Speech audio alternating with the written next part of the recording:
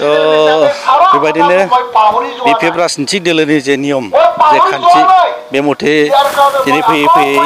बोसोरथाम बारगलायलांबाय बेनि थाखायनो दिनै बोसोरथामनि जोबनानै गोदान कमिटि दानांगौ जानायलाय दिनै जोङो बे 6th फाइनेल कनफारेन्सखौ दिनै बानायनाय जाहैबाय आसा खालामदों जोंनि जे गोदान कमिटि जाय बिथांमोना दायित्व लागोन जाय बिथांमोना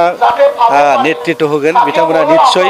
फैबाय थागोन समाव जोंनि बिपिएफ राजनितिक दोलोखौ आरो जेसेबां शक्ति दंमोन आरो बेनिफ्राय हयथ' बेनिफ्राय आरो शक्तिशालिसिन रुपाव बिथांमोना खामानि मावनानै बिपिएफ राजनितिक दोलोखौ निश्चय देरहासारनायाव मदद होगोन होननानै आङो मिजिंथिदों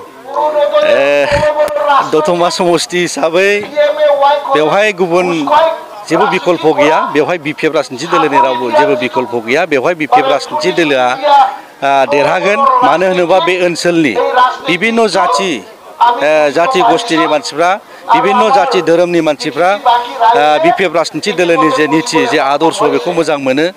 आरो बेवहाय गुबुन राजनितिक दलआ जोंनाव जेबो प्रभाब खोख्लैनो हाया फैबाय थागोन समाव जोंनि लक्ष्यआ बे फैबाय थागोन समाव जों बिटिसिआव हाग्रामा महिलारि सारखौ फिन खेबसेबाव बिटिसिनि चिफनि गादियाव बा सिआरआव फज'फिननो बे ओनसोलनि बिभिन्न जाति जनगोष्ठीनि मानसिफ्रा एकदम जानजि खाफ्रानानै दङ समाया माब्ला फैयो बा समाया जेब्ला फैयो अब्लानो दतमानि बिजाथि बा बिटिसिआव जाय बिजाथि जागोन बे बिजाथिखौ देरहासार खालामनायाव मदद 100% जों मदद होनो हागोन होननानै जोंनि रायजो राजाफ्रा बिसास दं आरो आं आसा दं बा बिसास दं आङो दतमानि एमसिएलए हिसाबै थांनाय गोबाव समनिफ्राय जों नुबोनाय बिपिएफ राजनितिक दोलोआ जेब्लानिफ्राय जन्म जादों बेनिफ्राय बे ओनसोलाव खुनु देरहानायनि जेबो गुबुन राजनितिक दोलोआ देरहानायनि जेबो बेवहाय पजिशन गैयामोन दुर्भाग्यजनक मोनसे समाव जोंनि गेजेराव विभाजन जानायनि थाखाय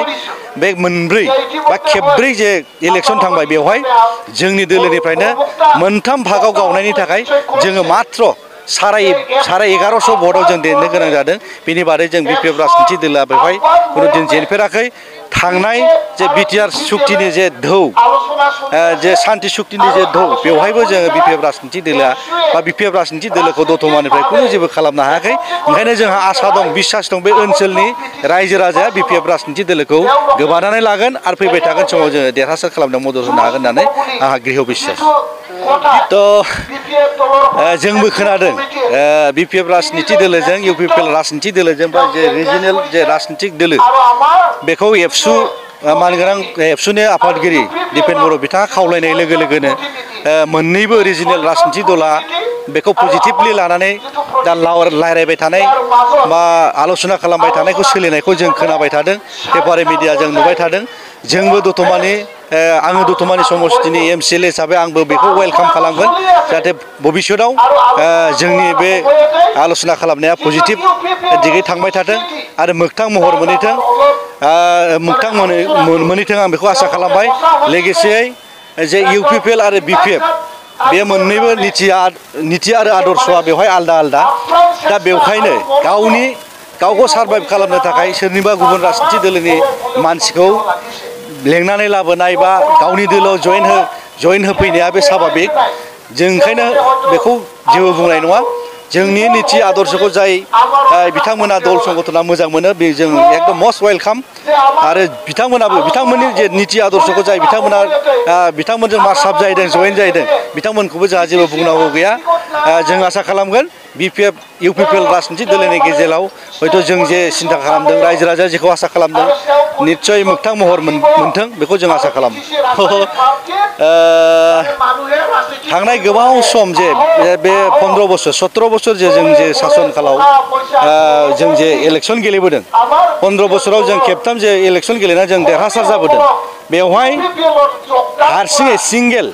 बिपिएफ राजनितिक दोलोआ रावनिबो सहाय लायाबालानो सोरबा मानगोनां एनडिएफबिनि संगठननि बिथांमोननि बा इउपिपिएलनि एबसुनि सोरनिबा संगठननि खुनु सहाय लायाजासेनो बिपिएफ राजनितिक दोलोआ थांनाय 15 बोसोर बा खेबथाम गभर्नमेन्ट सालायबोखांबाय बेवहाय गुबुन राजनितिक दोलो बा दिनैहाय गोदानै जन्म जानाय बा माबा मोनसे दोलोनिफ्राय गेलेगोन एनडिएफबि दैदेनगिरि बिथांमोना गेलेगोन होननाय खोथाया जोंनि बिपिएफ राजनितिक दोलो हिसाबै जेबो खथि जाया बरंस' बिथांमोना गेलेयोबा जोंहा लाबसो जानायखौ जों नुदों खारन मानो होनोबा बिथांमोननि माखासे दल संगठनफ्रा गोबां फारसेनि बिथांमोननि कर्मकर्ताफ्रा इउपिपिएल राजनितिक दोलोजों बा पिसिडिआर राजनितिक दोलोजों बिथांमोना बांसिनै सिथाबनानै खामानि मावबाय थाबोनायखौसो जों नुबोदोंमोन आरो दिनैहाय गोदानै बिथांमोना गावसोर एक्सट्रा गेलेनायाव बिपिएफ राजनितिक दोला बेवहाय खथि जागोन बेखौ जों नुवाखै ओंखायनो जोङो फैबाय थागोन समाव बिपिएफ राजनितिक दोलो हिसाबै